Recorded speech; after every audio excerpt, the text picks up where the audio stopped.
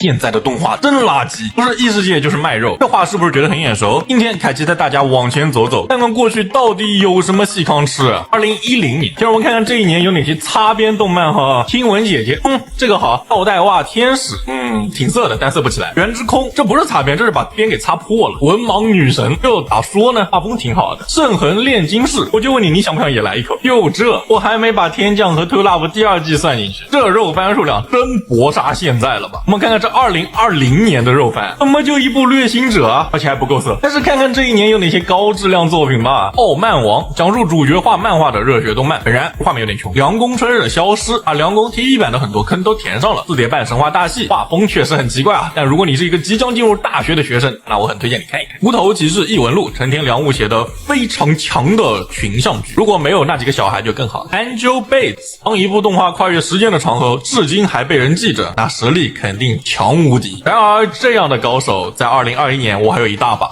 但测验召唤兽，我的妹妹哪有这么可爱？只有神之道世界，风川爆笑团。别说你没有听过，没听过不是这个动画的问题。2009年，今年有肉番吗？有的，天降之物的第1季就在今年，还有个狐仙女友的 OVA 动画。这种按下不表，这一年是真正意义上的大作云集，有青音少女的第1季，这就是凯奇为什么10年的时候把第2季跳过了的原因。你看现在这个木柜子流行的年代，不还是照样把青音带上一起玩吗？而且最关键的是，他们有高中毕业证。画物语，物语系列永远是那个看过都说好，安利出去都说好怪不看的，销量霸榜了那么多年，只能说这画物语是真的王朝过。画物语之下依然佳作无数，像是凉宫春日的忧郁09版，某科学的超电磁炮，天才麻将少女，妖精的尾巴迦南。哦对了，还有金阿尼的原创动画仰望天空的少女瞳中的世界，虽然挺招笑的，但反向知名度也是知名度，你说是吧？时间来到2008年，Lana 的 After Story， 原本我是想坚持不讲续作的，但是这个 After Story 恐怕是没办法绕开的。龙与虎老牌恋爱动画，但如今的风评慢慢变差了，价目有人账，你在这一年绝对想不到这动画会出到第7季的。游戏王 5DS， 空调才是男人的浪漫。我后来遇到了猪类，别说哥们强度党，哥们现在玩的也是猪类。唐与香辛料，王守义与哈士奇，这动画放到现在一样能打啊。真实之泪，据传当年这动画真的挺厉害的，有没有经历过的给说一说。智魂师挺热血，但感觉没什么人聊。炎炎消防队的漫画是同一个作者，马库罗斯 F， 激战动画里三角恋做的最好的，三角恋动画里歌唱的最好的，唱歌动画里激战做的最好的，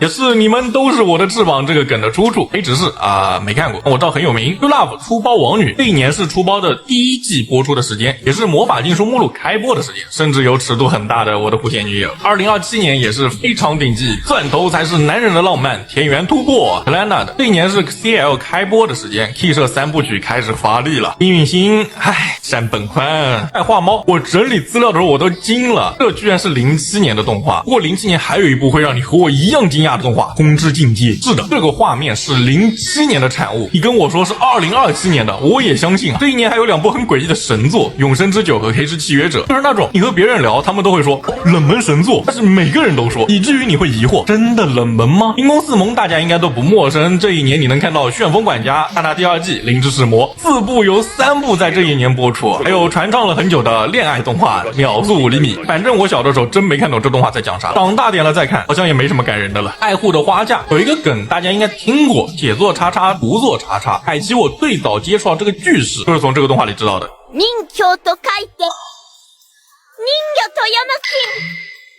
哦，对了，这一年也是陈哥战斗过的一年。最后咱们看看2006年小黑书，挺精彩的这个动画，灵魂也是这一年开始连载的，还有比盗梦空间生的早的红辣椒，虽然导演说没看过红辣椒。Todo Gas 本判的鲁路修，如果你在最中二的时期看到这个动画，那算是有了。阳光生日的忧郁，如果我说它是轻改鼻祖，那肯定是不对的，但这动画确实是把轻改推向了更广的世界。Anna 这是现如今的乐队动画都得叫声大哥的动画。Anon T 社3部曲之一，好像是名气最低的 Fate Stay Night 情乐动画的起点了。什么？你说月姬？孩子你做噩梦了吧？月姬哪有什么动画？大家看下来可能会有一个疑问，为什么凯奇选了15年前，而不是从2015年这个10年前开始讲？那是因为凯奇是从2013年开始追番的，对我来说2015年前后都是新番。开头说的那个现在的动画都是垃圾，不是异世界就是卖肉，但我刚入宅的时候就已经有人在说了，那个时候的说法是现在的动画真是垃圾，不是校园战斗就是卖肉，是不是很眼熟？这些遗老一直是这样的。不可否认，我列举的这些动画往往是具有开创者地位的，比如如《凉宫之于轻改》、《娜娜之于少女乐队》，甚至有很多动画的第一季也都是这个时间开播的。至于空之境界的质量，放到现如今的动画中也依然能打。或许我们再也看不到动画中赛璐璐的质感，所有的故事也在随着时代的变化而发生改变。但是现在的动画真的比过去烂吗？从画面上讲是不可能的，技术的积累和迭代注定了画面不会弱于过去。现在有很多新的技法和背景的刻画都是在不断的进步的。先不论故事，速度摇滚的画面流畅度肯定是比轻音少女要好的吧。重新说回故事，这并不是动画公司或者说业界创作者能够左右的。每一个时代有每一个时代的命题，我们接触二次元的那个时间是校园主题，所有事情能发生在学校内就不写学校外，再往前是科技与宇宙幻想，熟悉吗？这就是那个时代的命题，音乐、宇宙探索、科技发展。而现在的我们看到的动画往往是向内探索的过程，而这个向内探索的过程就是我们这个时代的命题。动画也在不断询问我是谁，是吉他英雄，那么我要如何站到台上？是打败了魔王的芙莉莲，那么我要如何与过去和解？如何理解情感？是酒店的机器人，那么我失去了服务的目标后，我何去何从？而这些动画往往会被从更远的过去看过来的观众批评一句微观叙事，仿佛微观叙事是什么贬义词。但其实宏大叙事这个词的诞生是真的用来批判的。现在这个时代就是大家越来越关注自己的时代，对于动画这种文娱作品给上违背时代的要求，海基觉得有点大可不必了。其实这只是一个动画而已，是商品。如果这也要有让人醍醐灌顶的责任，他说这种话的人看相声一定会要求台上的人讲点发人深省的词儿的。最后凯奇留给大家一个问题，大家觉得什么动画是真正意义上的宏大叙事呢？在评论区说出你的想法。我是凯奇，我想和你聊聊动画。